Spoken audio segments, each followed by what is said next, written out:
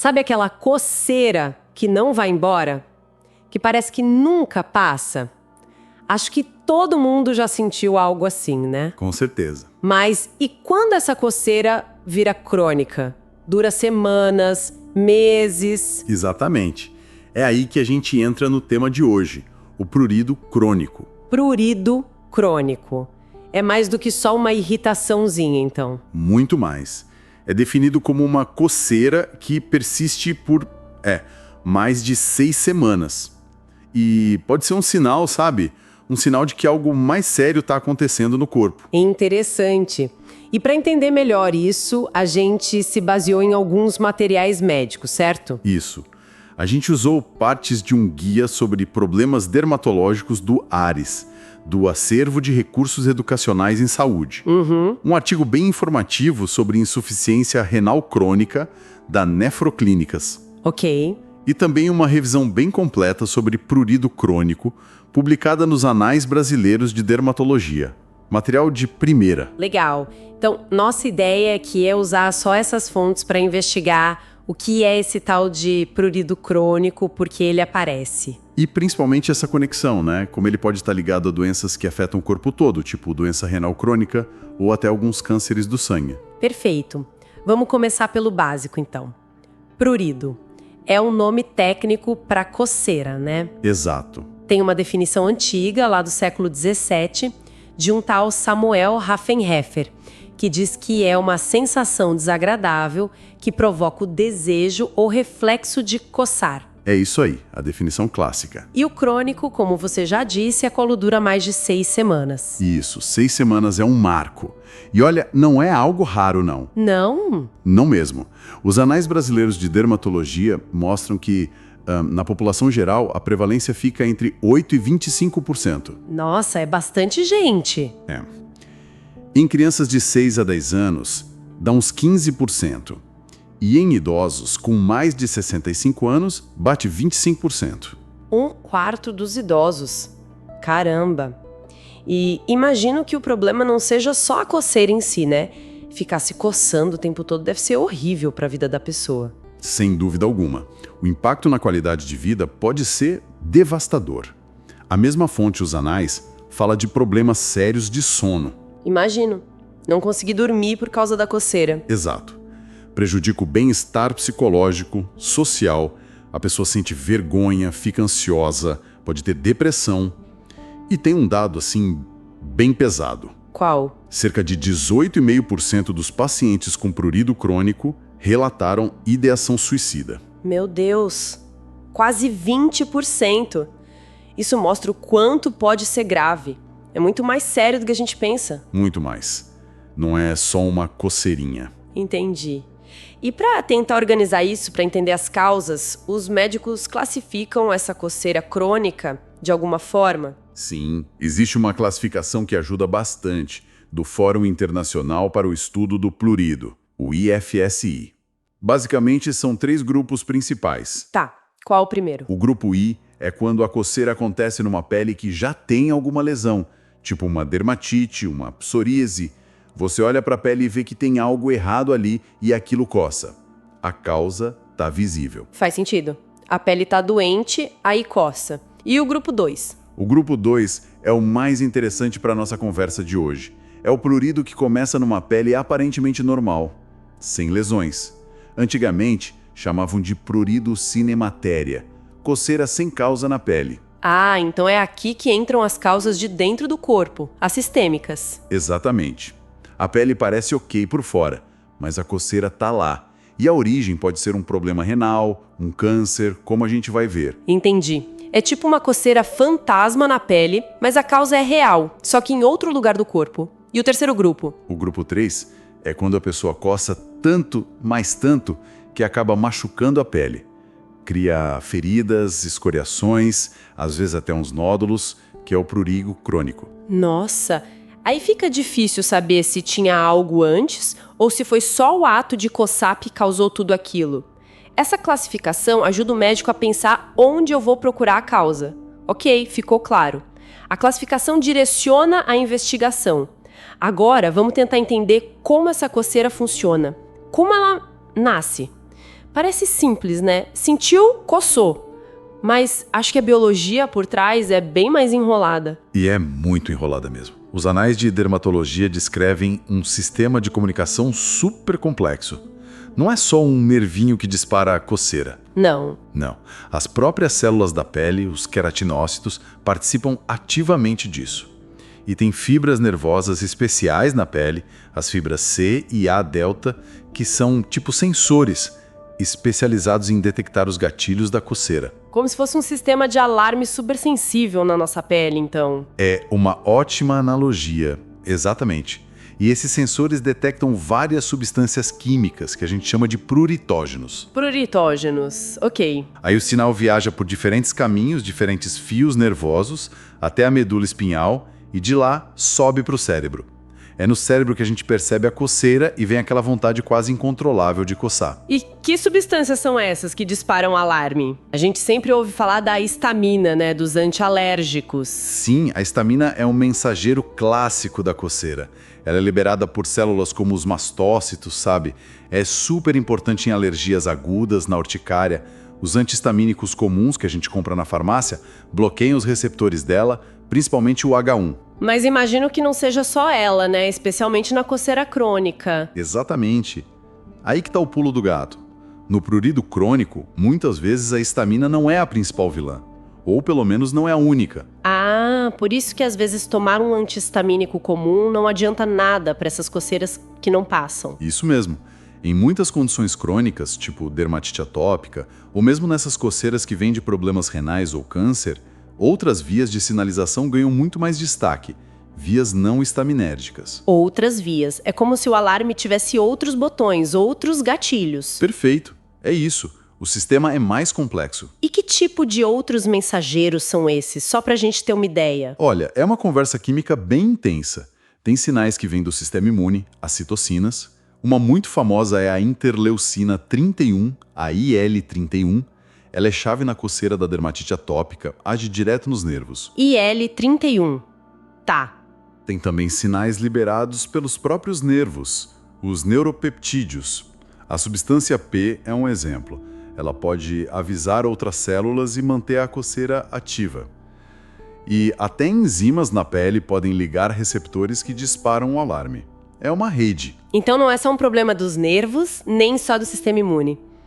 É uma mistura dos dois. Uma interação. Exatamente. É o que a gente chama de interação imunoneuronal ou neuroinflamação. O sistema nervoso e o sistema imune ficam ali na pele, conversando, trocando sinais químicos. E essa conversa mantém tudo aceso, digamos assim? Isso. Mantém os nervos da coceira super ativados, super sensíveis. E aí vira um ciclo vicioso, sabe?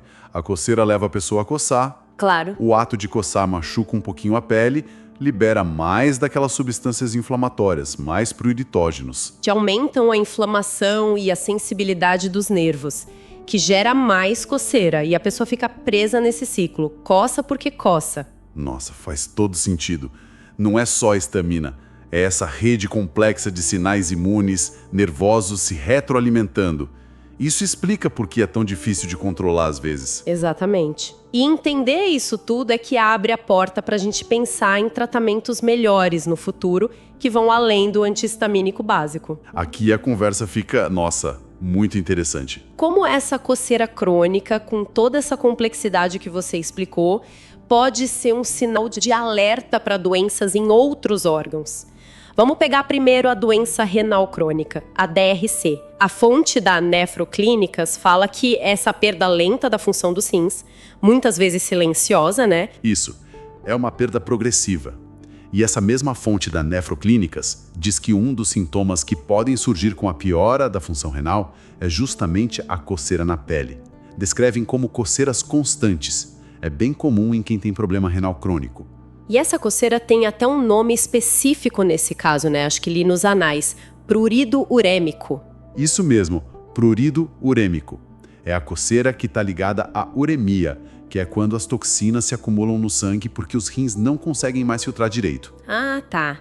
E lembrando daquela classificação que a gente falou, do IFCI, quando essa coceira aparece numa pele sem lesão nenhuma no começo, Ela entra no grupo 2, pele não lesionada, e na categoria 2, origem sistêmica, de dentro do corpo. Então, peraí. Uma coceira generalizada, que não passa, sem uma causa óbvia na pele, pode ser um dos sinais de que os rins não estão dando conta do recado? Pode ser um indicativo importante, sim. A ideia é que essas toxinas urêmicas que deveriam sair na urina e ficam no sangue podem irritar as terminações nervosas na pele. Ou talvez elas disparem aquela cascata inflamatória, aquela conversa imunoneuronal que a gente comentou. Claro, a coceira sozinha não fecha o diagnóstico de DRC, óbvio. Claro. Junto com outros sinais, tipo inchaço, cansaço, mudança na urina, aí sim justifica investigar como estão os rins. Muito importante essa conexão. Agora, mudando um pouco de assunto, mas ainda nessas ligações com o corpo todo, as fontes também falam que a coceira pode ser sinal de alguns tipos de câncer. Isso realmente chama atenção. Sim, é uma alegação menos óbvia para o pessoal em geral, mas está bem descrita na medicina.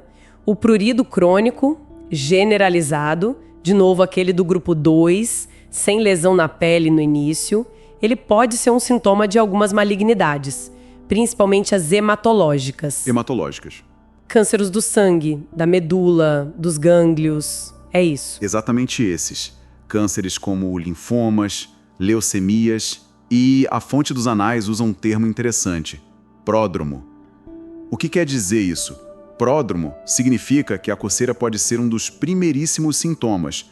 Pode aparecer meses, às vezes até anos, antes de outros sinais mais clássicos do câncer surgirem e a pessoa receber o diagnóstico. Nossa, anos antes. Funciona como um aviso prévio, então. Exato. Um sinal inicial, um alerta precoce. E quais cânceres hematológicos estão mais ligados a essa coceira, segundo as fontes que a gente viu? Olha, a revisão dos anais destaca algumas associações bem fortes. Por exemplo, no linfoma de Hodgkin, a coceira pode aparecer em até 30% dos pacientes. Quase um terço, é. No linfoma não Hodgkin, um pouco menos, uns 15%. Mas tem um número que impressiona muito. Na policitemia vera. Policitemia vera é aquela que produz muito glóbulo vermelho, né? Isso. Nessa doença, até 67% dos pacientes podem ter prurido. 2/3. É muita gente. 2/3? É altíssimo. E essa coceira tem alguma coisa diferente nesse caso da polistemia vera? Alguma característica especial? Tem sim. E é muito, muito característico. É o chamado prurido aquagênico. Aquagênico. O que é isso? É uma coceira intensa. Muitas vezes a pessoa descreve como picadas, agulhadas, sabe? E ela é disparada pelo contato da pele com água. Com água? Como assim? Depois do banho? Exato. Depois do banho ou de lavar as mãos, não importa se a água está quente ou fria, alguns minutos depois do contato com a água começa aquela coceira terrível. É um sintoma muito peculiar. Nossa, que coisa específica. Coceira depois de molhar a pele. É um sinal de alerta muito forte para investigar a polistemia vera. Prurido aquagênico. Anotado.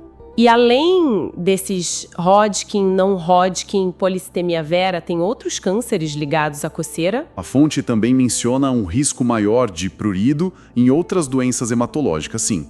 Leucemia mieloide, mieloma múltiplo, síndromes mielodisplásicas, leucemia linfocítica. E por que esses cânceres fazem a pessoa coçar? Tem a ver com aquelas substâncias, aquela conversa química que você falou? Acredita-se que sim.